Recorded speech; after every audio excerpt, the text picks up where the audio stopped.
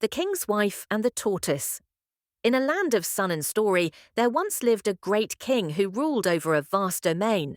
His wife decided to clear a new field for her cocoyams and hired the tortoise, a creature known more for his cunning than his hard work, to do the job. After they agreed on a price, the tortoise saw the size of the farm and knew he couldn't do it alone. As the proverb says, a single bracelet does not jingle. So he went to his friend, the snail, who was without work at the time. The snail happily agreed to help, and they decided they would split the earnings equally. The two friends worked, and soon the queen came to inspect their progress, bringing them food and drink. As she walked through the neatly tilled rows, she noticed something. The snail's work was immaculate, his mounds were perfectly formed and pleasing to the eye. The tortoise's work, however, was messy and rushed. The queen thanked the tortoise but showered the snail with praise. "Snail," she said, "your diligence is a marvel.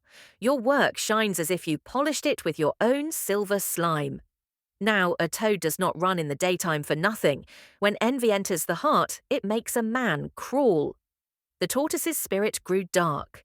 He was furious that the one he had invited to work was now receiving all the glory. He stomped over to the queen and demanded, "What about my praise? You must praise me too." The queen simply shook her head. "A child can be told what to do," she said, "but an elder cannot be commanded. You cannot play with a warrior's sword." With that, she turned and began her slow journey back to the palace. But the tortoise's heart was now a hot stone of rage.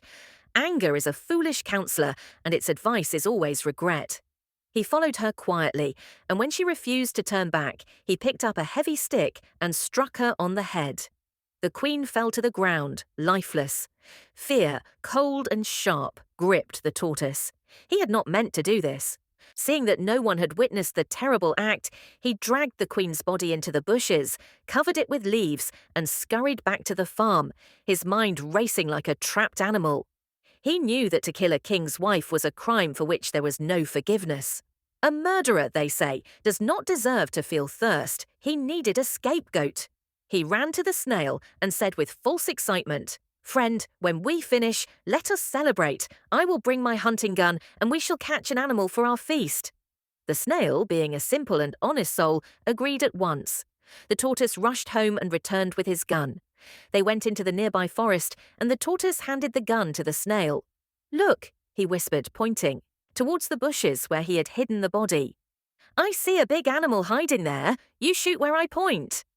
The snail, who had never known his friend to be deceitful, trusted him completely.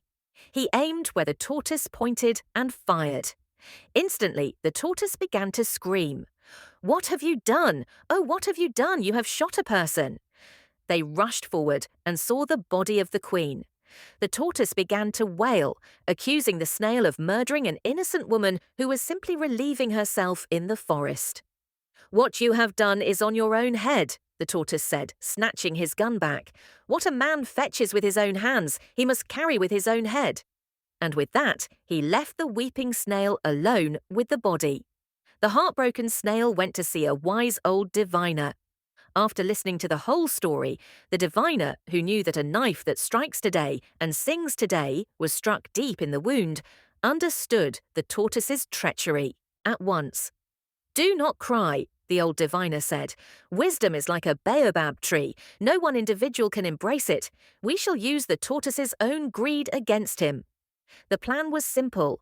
The diviner instructed the snail to borrow the most beautiful ornaments from all his friends, necklaces, beads, glittering robes, and a magnificent hat. "Dress yourself in all this finery," he said, "and walk slowly past the tortoise's house. When his envy makes him ask how you got such riches, you must tell him this: the king gave them to me as a reward for killing his wicked wife. He had been looking for someone to rid him of her for years." The snail did exactly as he was told. When the tortoise saw his former friend draped in unbelievable splendor, his eyes burned with jealousy. "Where did you get all this?" he demanded.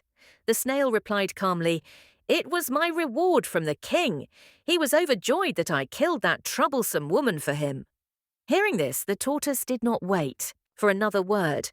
He who sets a trap for another often catches himself. He raced to the palace, not even bothering to use the front gate, and burst before the king.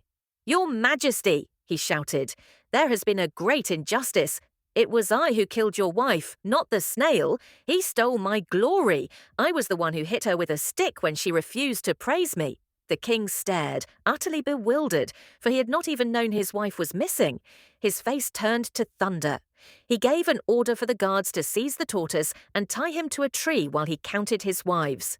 When he confirmed one was truly gone, he forced the confessing tortoise to lead them to the body in the forest.